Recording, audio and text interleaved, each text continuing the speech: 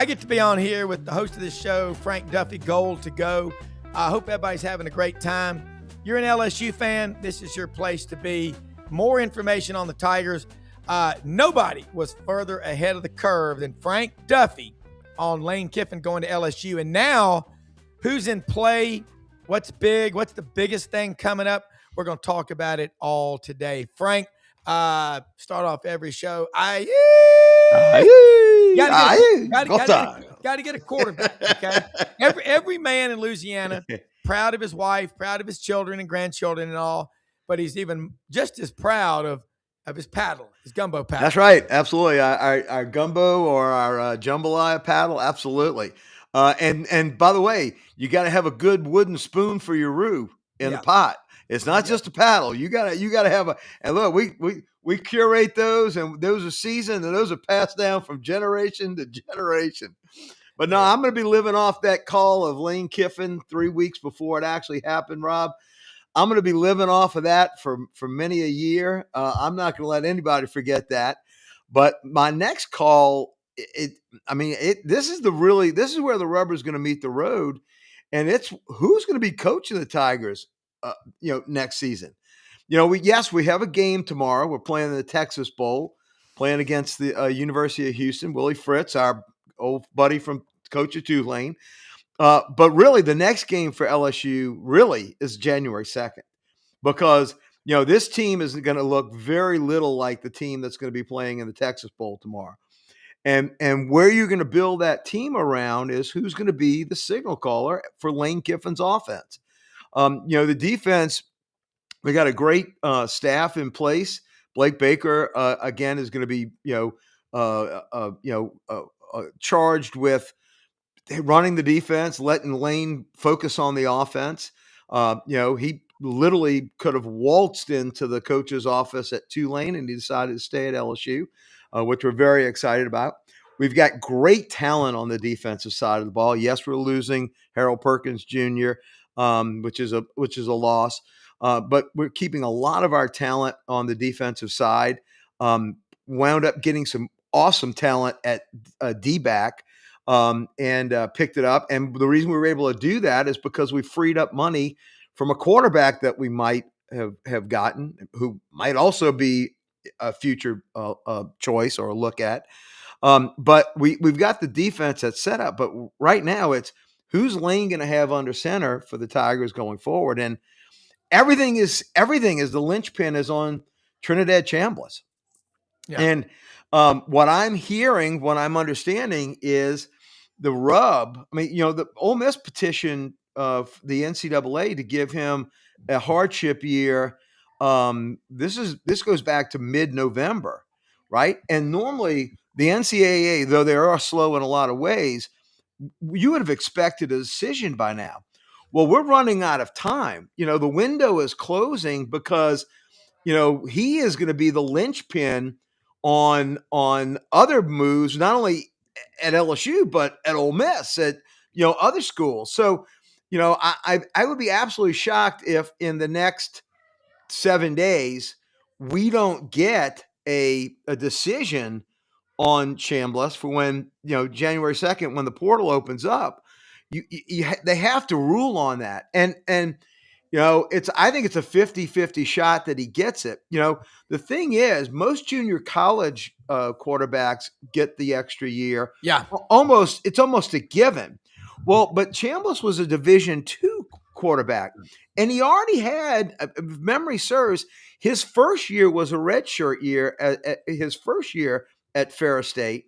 And then his second year, he only played like a couple of games.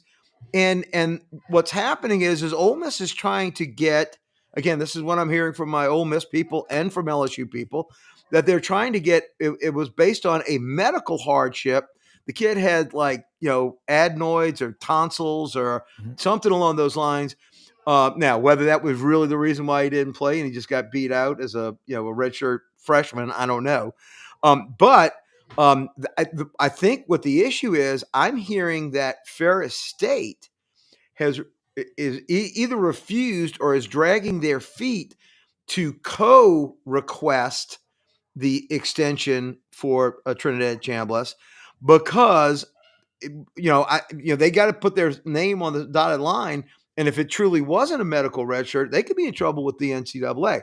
Now, again, they're really not going to be in trouble with the NCAA because the NCAA doesn't, regulate Division II. It's a totally different structure. But I know that they're not going to probably want to put their name to something that isn't accurate. But that's where I hear the rub is, and why either he's going to get denied or it's just drifting off into limbo. But if it's after January 2nd, you can't wait around. You're going to have to make moves. And I'm hearing if Trinidad Chambliss, and again, I think it's 50-50 he gets it. And then I think it's 50-50 that he either comes to LSU or he stays at Ole Miss. He'll be in one of those two places, though, if he gets the if he gets the hardship waiver and the extension. If that happens, if he comes to LSU, what does Simmons do? Does Simmons stay at Ole Miss?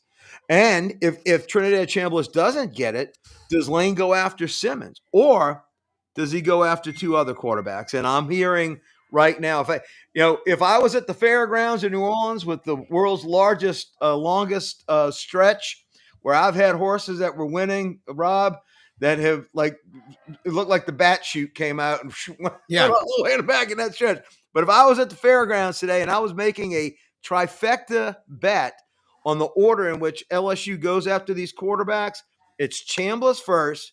And here's the guy that I'm hearing, DJ Lagway from the University of Florida. Yeah. It's big stud, almost Tebow-esque sort of physical stature that has all this incredible upside.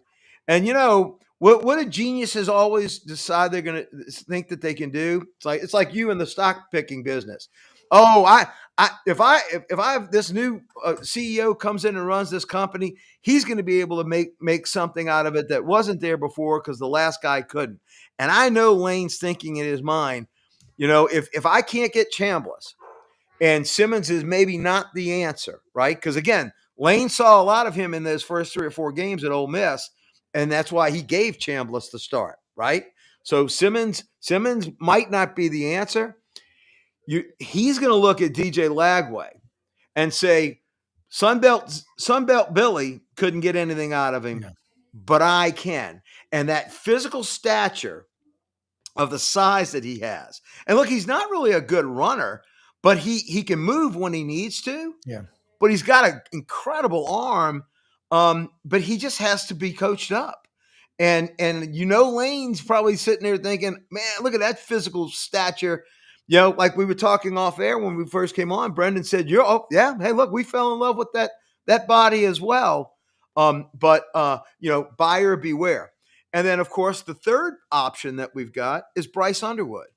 People forget Bryce Underwood was actually recruiting kids to LSU before Larry Ellison's girlfriend or wife or whatever the hell stepped in with his $200 billion war chest and stole our quarterback from us. Now, it turned out to be a blessing in disguise, Rob, because that's how we got our defense. Blake Baker doesn't have our defense go from 85th rank to 15th rank without having that money. And that would have gone to pay Bryce Underwood. But if you don't decide to pull the trigger on Lagway and you don't get Chambliss to get his waiver, do you make a run at Underwood? And there's a discussion right now with all me and my LSU buddies. I don't think he's worth the money. I really don't. And look, Rob, you said this one right before we got on. You said it's like having a test drive. There was a test drive of Bryce Underwood. I think he's overvalued. I think that I don't know if it's an issue of motivation or what it is, but he sure didn't look like worth the money when I saw him this year. The games that I were able to watch from Michigan. So I don't think that LSU with their war chest, because look, come January 2nd, I think by my count, we've got about $17 to $20 million to spend, and we got about 20 slots to give it to. I don't know if you spend all that money on someone that's overvalued. Yeah. Well, here's what I see. Pete Cordelli and Ellis Johnson and Dave Bartu and I were talking about it on the Monday morning show Sidelines on this channel here. Mm-hmm. And Pete made a good point. Because I said, last summer, going into this season, all the talk was Lenora Sellers at South Carolina, Garrett Nussmeier at LSU, DJ Lagway at Florida, Arch Manning at Texas.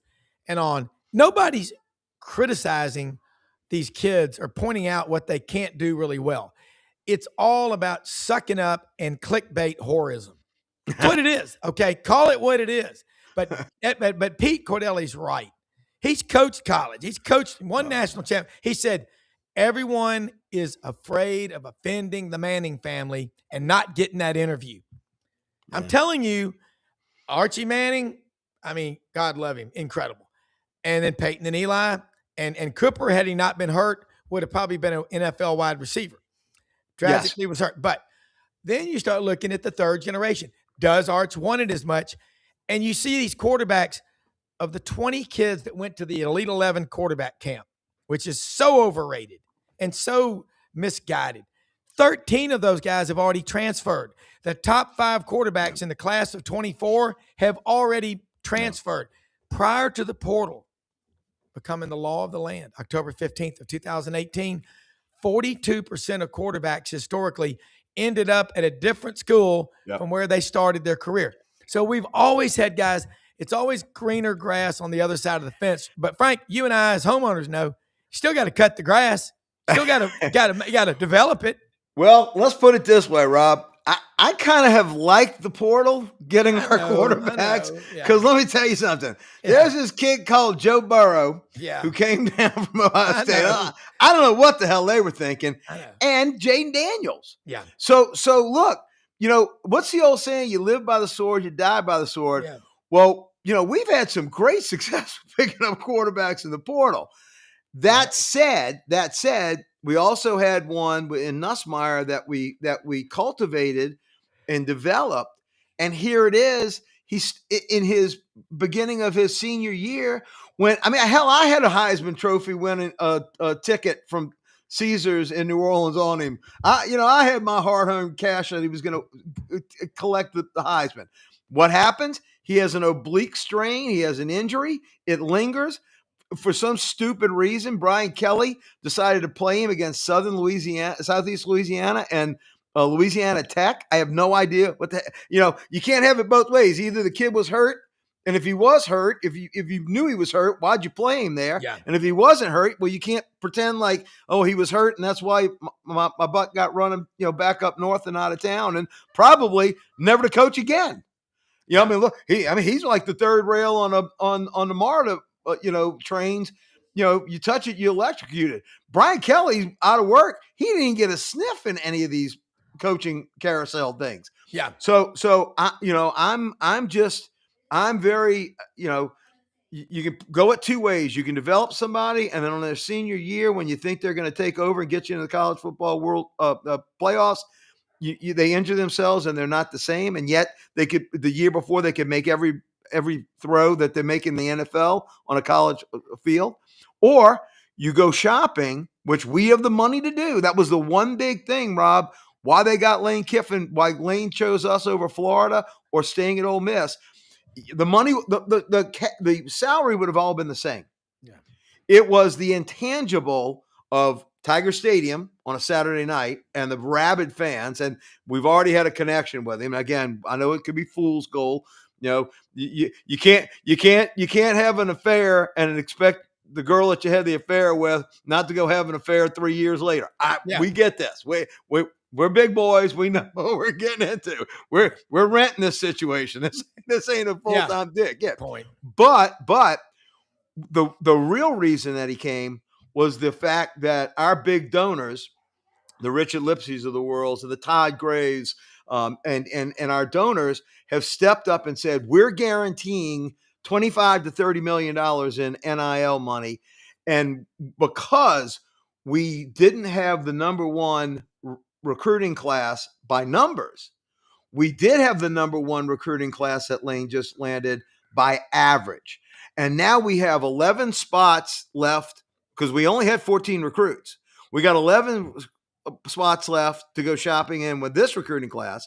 And we're going to probably have about 10 Tigers leave before it's all over with. Handwriting's on the wall. They're not playing. They're going to go elsewhere. So Lane has the ability of close to 20, by my count, $17 to $20 million to go shopping on January 2nd to fill roughly 21 spots. Yeah. And I will take look, when it comes to the offensive side, if Lane picks the quarterback, you got to let the world-class chef decide where he wants to go get his groceries from. And I'm cool with whatever Lane wants to go and do because he's the expert. And look, like Coach Pete has forgotten more football than I'll ever know in my life. And like he says, I love when he comes on. He's a truth broker. We talk about that, Rob, and on sidelines. We love our truth brokers. And you're gonna have it to where you're gonna have Lane's gonna have to coach one of these kids up. And he might see a DJ Lagway and say, God gifts athletic talent, like to a Jamarcus Russell. Yes. It's what you do with it after that and how you develop it that makes all the difference in the world. And a DJ Lagway has that God-given physical stature. And Lane, the mad scientist, the offensive genius, might say, I'll take a crack at that. That's if Trinidad Chambliss doesn't come. If Trinidad Chambliss gets the extra year, I would put my arm on the chopping block. Him and running back Lacey will be in LSU purple and gold next year. That'll be my next prediction, Rob. And I'll be doing this one again, roughly the same couple of weeks before. That's if he gets the approval from the NCAA.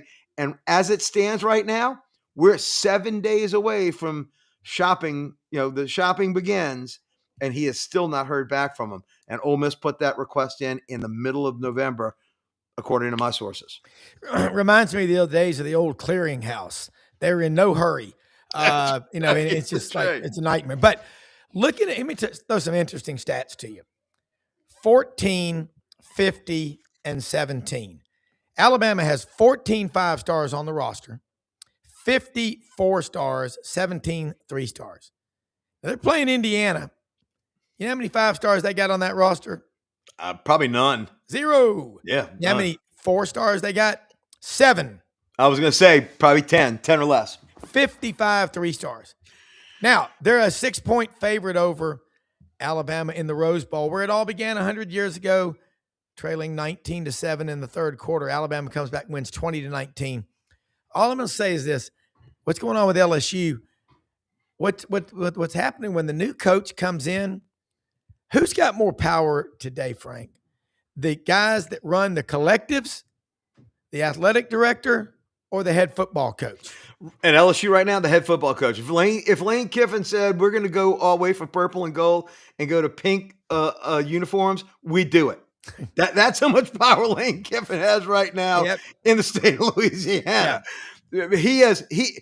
By the way, the most important guy in the state of Louisiana is not our governor, Jeff Landry. It is Lane Kiffin, because that's how LSU is so aligned with the state of Louisiana, and the state of Louisiana is aligned with LSU. Yeah. That said, you can't play in this game without the NIL money. No. But the NIL money, when you pay off the carpetbagger $4 million and send his rear end packing, you're having to go out to get a new coach.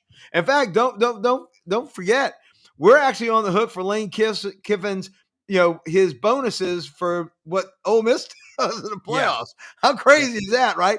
So you're getting him for $100 million, and now you've also said during his tenure, however long that is, we're going to then also put up 25 to 30 million each year. So the money is there. LSU has lots and lots of money. We have great benefactors. That's how we were able to get rid of Kelly before the end of the Texas A&M game. That when Scott Woodward, our former AD, which by the way, that was horrible what happened to him. Yeah. But when he made the rounds up by the suites, we had $54 million before the creme brulee was served at the table, right? So we got the money, we've got the NIL, we've got a coach that everybody is all in on. He's already, kind of ingratiated himself to Louisiana. It's a funny romance that we got going. We're keeping one eye open and one eye closed we're hoping for the best. We're expecting the worst at some point. But while he's here, the ride is going to be one hell of an exciting ride. And I'm telling you, the passion of LSU fans, the unabridged passion of Lane Kiffin for life. I mean, you guys say what you want. Some bitch he's a lightning rod. Yeah. And then you've got the passion on a Saturday night of Tiger Stadium. I'm telling you, I don't think I can wait 8 months, Rob. I mean, this is gonna be like 8 months worth of Christmas Eves. And the true first test was this recruiting class. Yeah. Which we're excited that he held back 11 spots. On average, we've got the best class of it so far. And then now he can go out and build 11 more and another 10 more that probably from attrition. I want to see the 21 guys that he gets for that 17 to 20 million that I think is still out there on the table to be assigned to a team. All right. So now I'm going to throw some numbers out, kind of a diametrically opposing perspective. Okay. You know what percentage of Georgia who plays Ole Miss in the Sugar Bowl? You know what percentage of Georgia's football roster comes from kids that Kirby and that staff recruited out of high school? A lot, a good many, isn't it? 91%. Yeah, I would say. Now, the genius here is, and the common thread is part of the Saban coaching tree. Do you know what percentage of Ole Miss's roster that plays Georgia in the Sugar Bowl is made up of kids that they recruited out of high school? Probably less, probably about 30%. 34. Great guess. That was a good swag, Frank. Scientific, wild ass guess. Right, so look. Two different approaches. The high school football in the state of Louisiana, state of 5.1 million people, Mississippi about 2.8, kind of like Arkansas, about 2.85. Mm-hmm. The beauty of this is people talk about Oklahoma and Texas, oil and natural gas, the Permian Basin, 4.2 million barrels per day, Midland, Odessa, and all that. Landman in that area. Okay. Well, LSU oil and natural gas is huge in that state. Yep. People forget the Pennington Chemical, engineering, they gave $300 million correct years ago. There's a lot of deep pockets down there. Now, how long will people flush money down the toilet to get rid of bad hires? They won't do that forever. But no. I got to ask you this about LSU. Kiffin, again, Yancey Porter, Rebel Yell Hotline, knows him well. He said he doesn't want 25, 30 million of NIL money sitting on the bench. He doesn't like to suck up to kids in 8th and 9th grade. He likes to go to the portal. But when you got a state like Louisiana, and of all the NFL starting rosters historically in history, LSU has produced the 6th most number of players of any college, and it's not a ginormous state. That's what Nick Saban said when he was on air, when he said the reason I told Lane Kiffin to go to LSU was per capita, it's truly the best recruiting when it comes to how many kids wind up playing on Sundays. Yeah. Per capita, the talent that's come out of Louisiana in the NFL, pick the time period. It's crazy. And the great thing about this was when Brian Kelly, before we landed Kiffin, when we were in that 3-week doldrums before, Brian Kelly we didn't lose one recruit. And that's the thing about Louisiana. Look, it wasn't the coach. It was the name on the front of the jersey. You grow up in Louisiana, you LSU is it. I mean, you dream of playing in Tiger Stadium. Now, there have been runs by Auburn and Alabama and Georgia coming in and getting Louisiana talent. But for the most part, post DiNardo, we've done a great job of locking up the state again.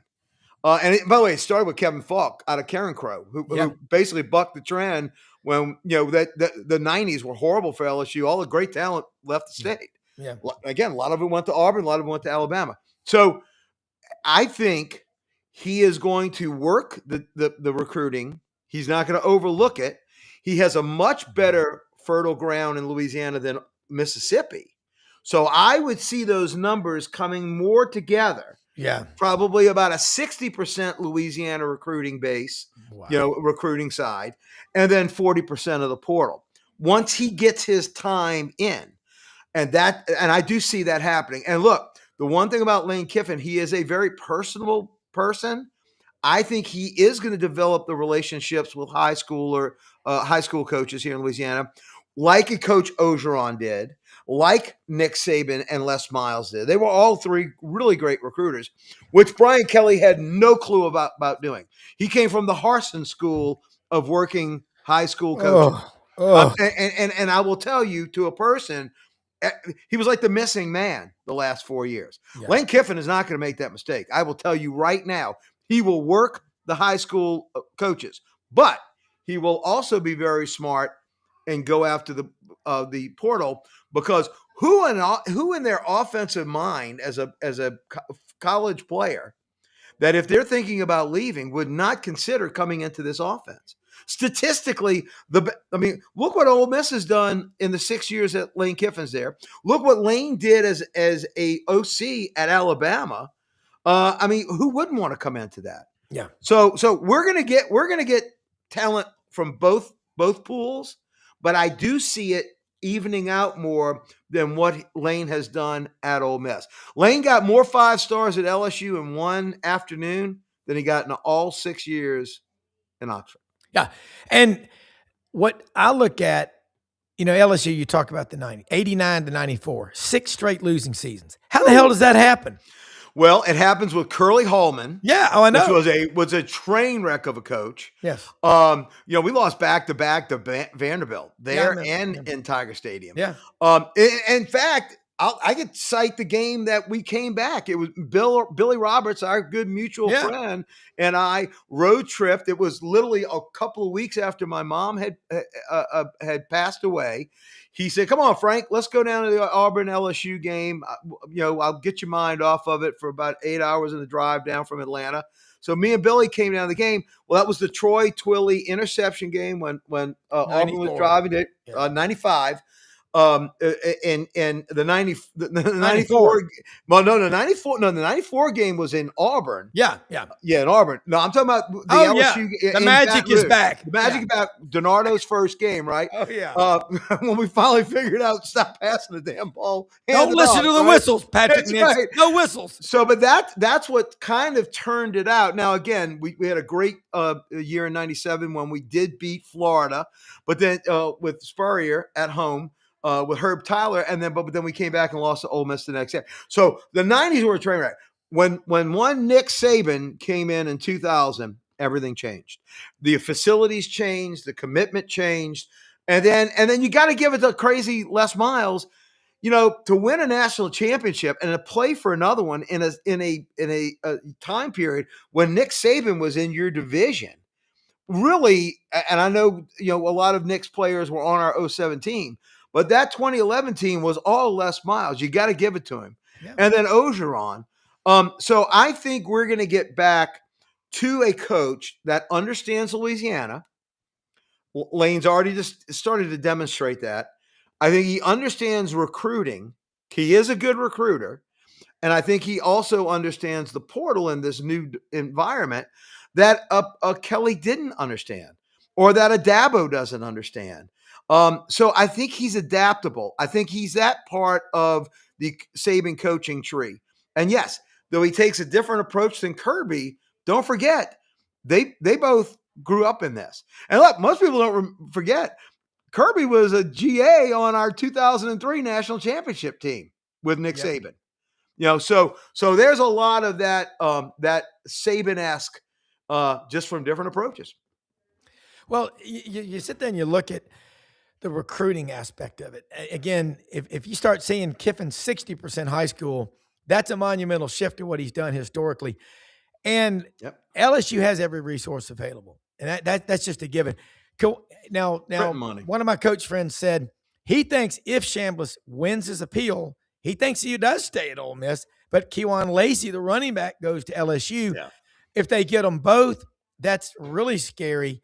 But regardless, Kiffin, I was sitting there thinking about this. When you go on that field, 102,000 plus, Tiger Stadium, from outer space, you can see it. And I think about this now, the future of college football is adaptability. Yes. And I think he has that quality. When he runs out of the tunnel in Tiger Stadium under the iconic H goalposts when Clemson comes to town on September 6th, whatever it is, to open the season. My God, it's going to be rock star-esque. It's going to be off the charts. And look, here's a problem with that though. That sets up expectations, right? So expectations, there's going to be no ramping up period, Rob. The frenzy, the frothiness of Lane Kiffin being in Tiger Stadium, which I'm sure is going to be a night game. And then to follow it up 2 weeks later, I mean, I'm already putting Kevlar on Bengal 1 for the trip to Oxford. Yeah, right. Holy mackerel. That's going to be crazy. I mean, hey, look, you got to give Sankey this. He's a damn good showman. He knew LSU's first game needed to be in Oxford, Mississippi. So I mean, look, I see this because of Lane having fertile recruiting ground, and with all due respect to Tennessee, and with all due respect to Mississippi, I think the talent and the want to go to quote Les Miles, the want to go to LSU as the in-state school, and not having a rival like Ole Miss has Mississippi State, or how Tennessee has Vanderbilt, Georgia, and Florida, and their rivals. In-state in Louisiana, if you're growing up and your dream is to be a college football player, you have one set of colors that you dream in, and that's purple and gold. Well, and it's true.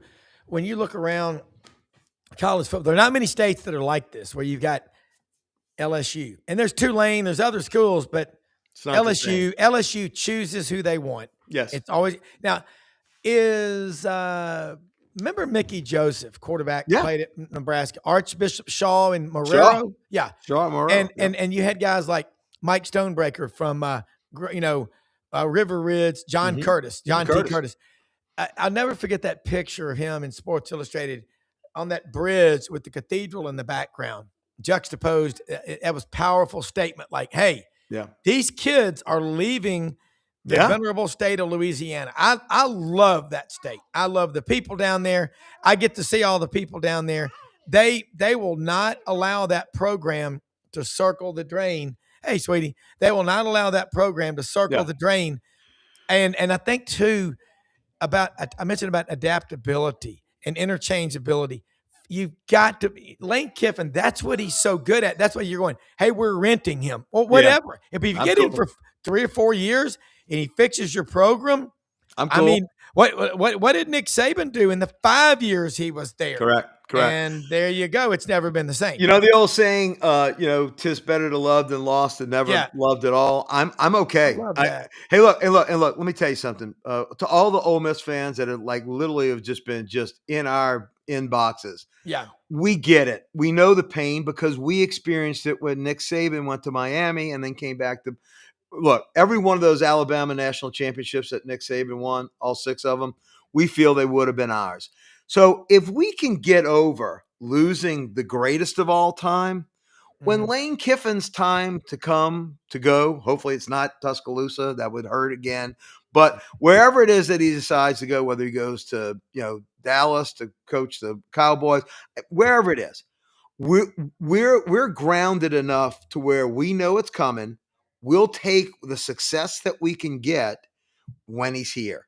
And look, LSU, Brian Kelly, again, not having his eyes on the prize, broke up a hell of a streak. Our last 3 national championship coaches won the hardware. The last 3 coaches at LSU. Correct. And I would be disingenuous on our show here, our 14th Gold to Go show. We picked a hell of a time to start cranking up LSU podcast, Rob. I love it. Sidelines Network. Our 14th, which, by the way, Michael Clayton, I loved him as a receiver back in the early 2000s. He was in that Saban recruiting class of 2001. Just loved that kid. Our 14th show. But I will tell you right now, I would be disingenuous, Rob, if I didn't tell you I'm expecting a national championship from Lane Kiffin. Yeah, and look, Brendan's got the music in the background. We got to wrap it up. Awesome show, Frank. You cover the Tigers on an unmatched level anywhere, but Awesome. Looking forward to next Friday, number 15. Yeah. We'll try to do something midweek, special playoff show. It's getting good, folks. Merry Christmas. Everybody have a great time. For executive producer Brendan Martin, the greatest in the world, keep coming back to this channel. Share us and like us. And thanks more than you know for watching. Have a great day, everybody. Night, Go Tigers. Go Tigers, baby. Go Tigers. Beat them Cougars. Beat them Cougars. Yeah, we're going to watch it.